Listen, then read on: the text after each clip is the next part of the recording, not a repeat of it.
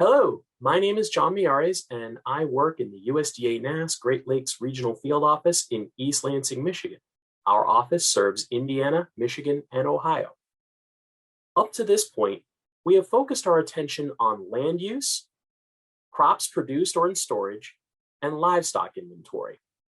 In this presentation, I'm going to focus on sections L, M, and N of the June Area Ag Tract Questionnaire.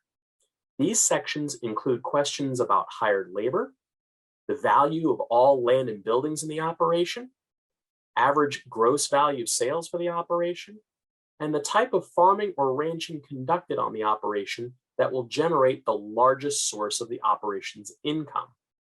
Although the questions themselves are fairly straightforward compared to some of the more complex relationships we saw in earlier sections of the questionnaire, they can be some of the most difficult to obtain answers for because operators may be reluctant to provide financial information over the phone, and this data is not something that can easily be observed. Historically, Section L has contained sets of screening questions to determine if a tract operator has had or will have certain items of interest during the current year. This information is used to select samples for future surveys. For 2021, Section L screens for the presence of hired agricultural workers on the operation's payroll during the current year. If the respondent answers the screening question with yes, then you will enter a 1 in the code box and ask what was or will be the largest number of hired agricultural workers on the operation's payroll in any one day. This question will be asked in all states. There are two key phrases to pay attention to when asking this screening information. First, the workers hired must be on the operation's payroll. One way to help an operator distinguish whether or not a person qualifies for this is if the worker will receive a W-2 or 1099 form for wages or compensation received for working on the farm. Unpaid workers, custom workers, and contract workers should be excluded. Secondly, the work performed is expected to be geared towards agricultural production. For example, if an operation hires people to work exclusively in the on-farm gift shop, retail store, on-site winery, but those people are not involved in producing any of the items sold, then those workers can be excluded. The interviewer's manual lists a number of examples of the types of workers to potentially include or exclude from this list. Of course, we all know the mantra, when in doubt, fill it out. If you're not sure if a particular worker should be included, then include them along with a comment as to what the workers do for the operation. Keep in mind that if the screening question is coded with a yes or a don't know, then there is a good chance that the operation will be included in the agricultural labor sample for October. Section M includes questions about the value of land associated with the operation, both inside and outside the segment. The information collected in this section is used to prepare estimates of average state-level farmland values that are published by NASS every August. Policymakers use this data to monitor the financial health of the farm sector, design farm and credit programs to assist farmers, and measure the year-to-year fluctuation of land values and net worth of operations. The market value of the operation is defined as the value at which the farm or ranch land could be sold under current market conditions.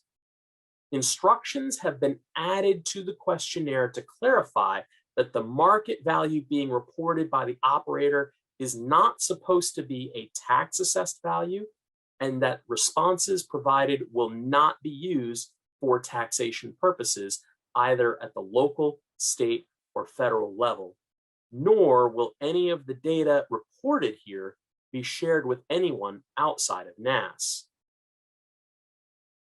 The questions asked in Section M have been changed since the last time the survey was conducted in 2019. The first question now asks for the operator's best estimate of the total market value of all land, dwellings, barns, and other buildings on the total acres operated, not just the acres operated inside the segment. This is followed up by a question where we want to gauge how much the market value of the operation may have changed over the past year. If there has been a change, this should be recorded as a whole number percentage, like 2% or 5%. Do not use decimals or fractions like 4.2% or 3.5%.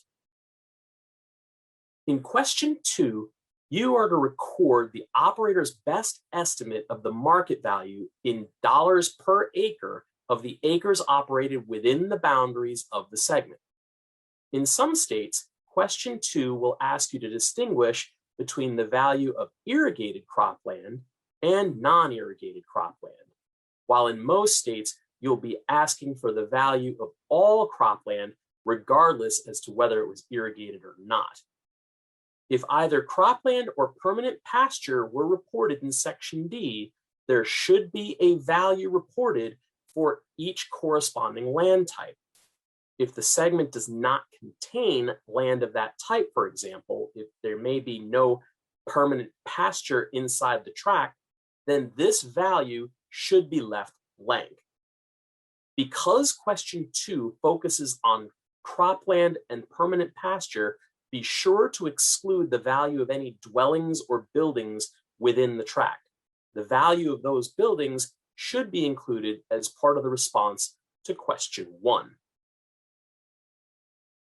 Some operators have a very difficult time answering these questions because they aren't intending to sell their operation at any time in the near future, so they may not have given the question much thought. I would ask the operators to do their best in answering the question, but if they legitimately don't know the market value, or they don't know how much the property value has changed in the past year, then don't know is an acceptable answer. Do not try to estimate for the answers to these questions yourself, and do not suggest to the respondent some plausible value based on what other operators in the segment may have told you about their land values. Simply write DK next to the cell outside of the box. In CAPI, you can enter a DK in the cell using the on-screen calculator feature, or you can leave the cells blank. Also, if an operator reports an unusually high or low market value, please write a comment to explain the situation. For example, maybe the majority of the land is in woods, maybe the development rights have been sold, or maybe the operation is in a high-value neighborhood or county.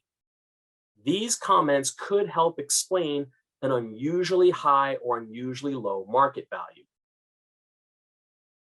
In Section N, we are collecting economic data on the entire operation. You should check the box next to the value range that best represents the operation's gross value sales for 2020. Then enter the corresponding code into the box marked with item code 860 to the right. If the operator refuses to provide this information, please make a note on the paper form and in CAPI to explain the situation. On the bottom of that page, question 2 is an enumerator action, not a question to be asked of the respondent. If the gross value of sales in 2020 was less than $1,000, meaning that you entered a code 1 in box 860, then you are to continue to the point recording sheet on the next page.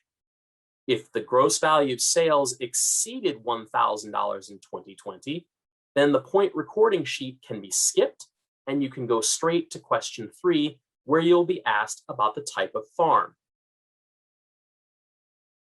Let's take some time to look at this point recording sheet.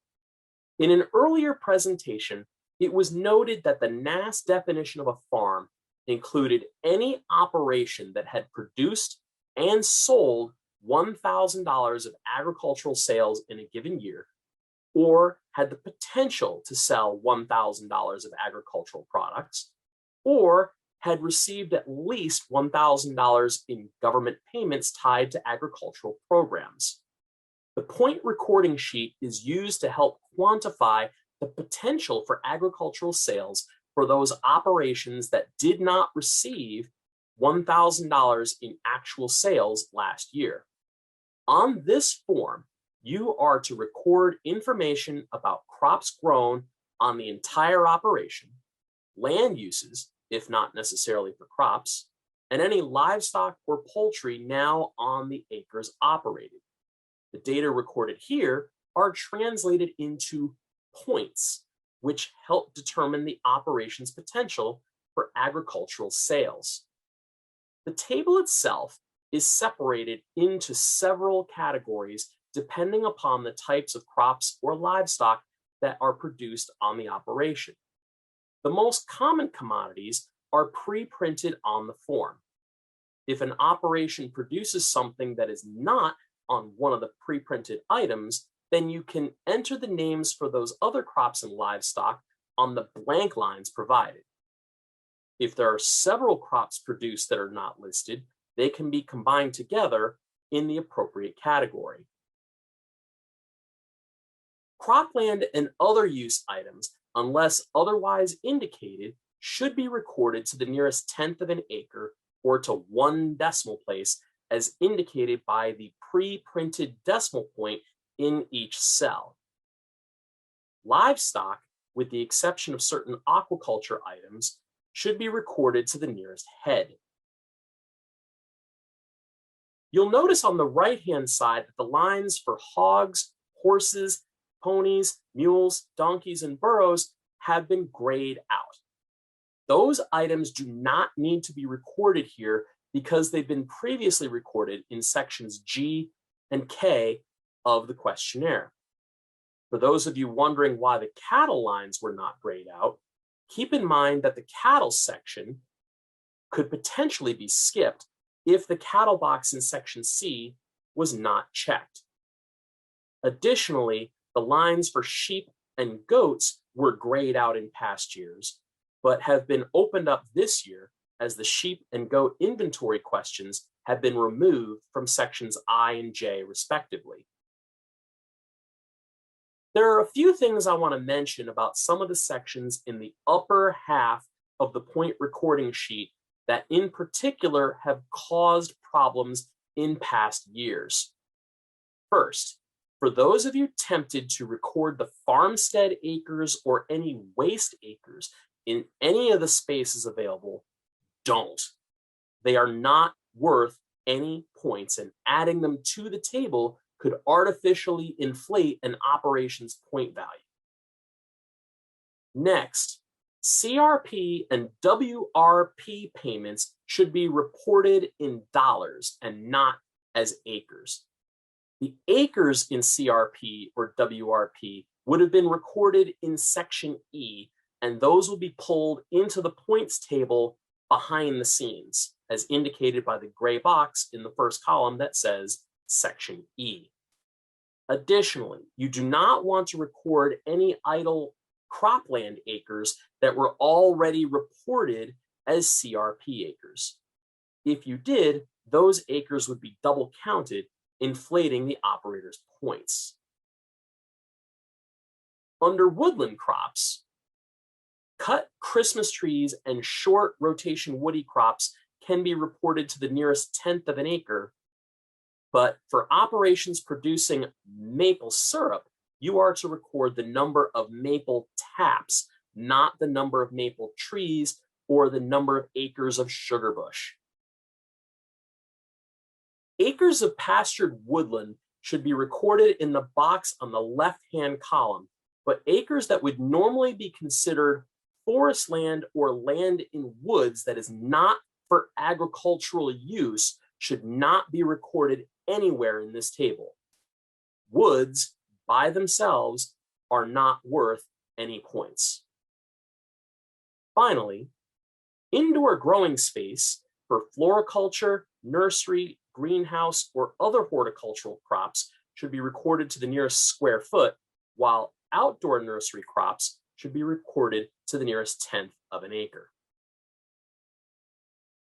In the CAPI instrument, the point recording sheet is simplified by separating each section of the page into its own collapsible table. When you first arrive on this screen, the land use table is the one that appears. Let's suppose you're interviewing an operator who only has 6 acres of land altogether. The 6 acres includes 1 acre of farmstead, 2 acres of waste, and 3 acres of permanent pasture for 2 owned horses. As noted earlier, neither the farmstead nor the waste should be included in the point recording sheet. To record the permanent pasture, you want to click or tap on the bar that says pasture/rangeland.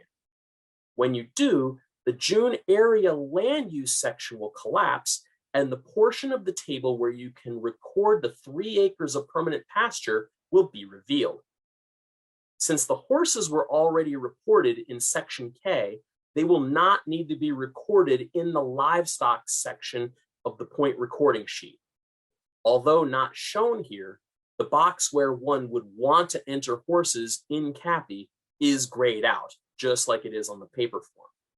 However, if this operator had any other agricultural activities, like field crops, hay, or other livestock, you would simply click or tap on the bar by the plus sign for the particular section to open up for the portion of the table that you would need.